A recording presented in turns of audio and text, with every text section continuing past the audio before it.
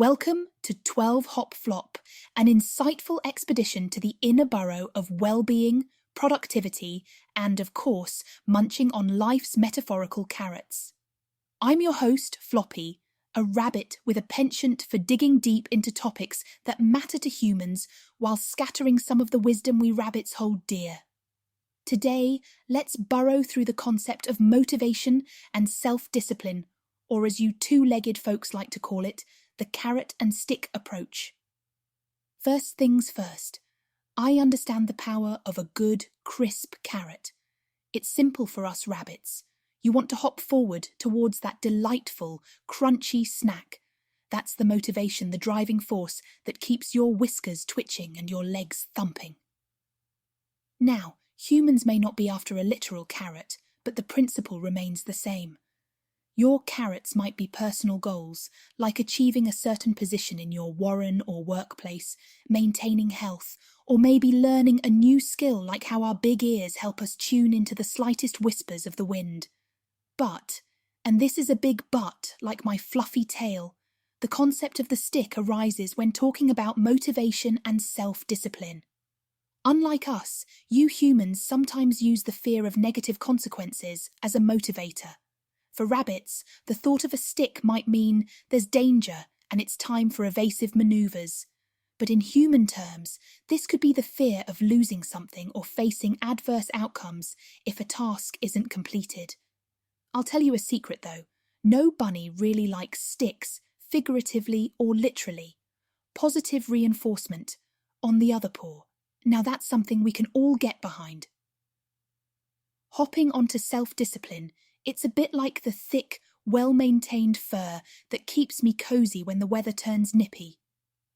It doesn't just magically appear.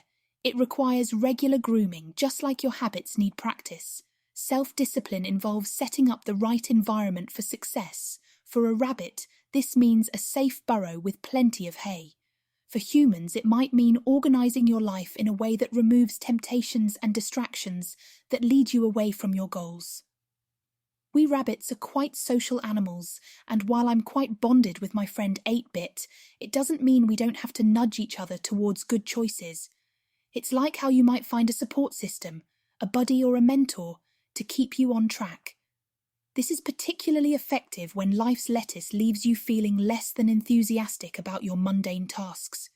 Just as another bunny might remind me to eat my greens and not just my treats, your support system can remind you of the bigger picture. What we can learn from this is that motivation and self-discipline are not just about chasing carrots or avoiding sticks, but cultivating a garden where carrots can grow plentifully and where sticks are just part of the scenery, not tools of adversity. Cultivate intrinsic motivation, harness the power of your inner bunny that wants to explore, learn new tricks, and stick to them because it's genuinely rewarding, not because you're afraid of a metaphorical thump on the tail. So, dear human listeners, as we hop to the end of today's podcast, remember that while carrots can lure you to great feats, it's the daily nibble, the consistent munch, and the warm snuggle in the straw of self-discipline that truly makes the difference. Don't shy away from setting up your own warren for success and surround yourself with fellow critters who help you keep your eyes on the prize. I'd be as delighted as a rabbit in a herb garden if you subscribed to 12 Hop Flop, left a review or a comment about today's musings, and shared which carrots you're hopping towards or how you're grooming your fur of self-discipline. Thank you for listening, and may your carrots always be fresh and your burrows safe.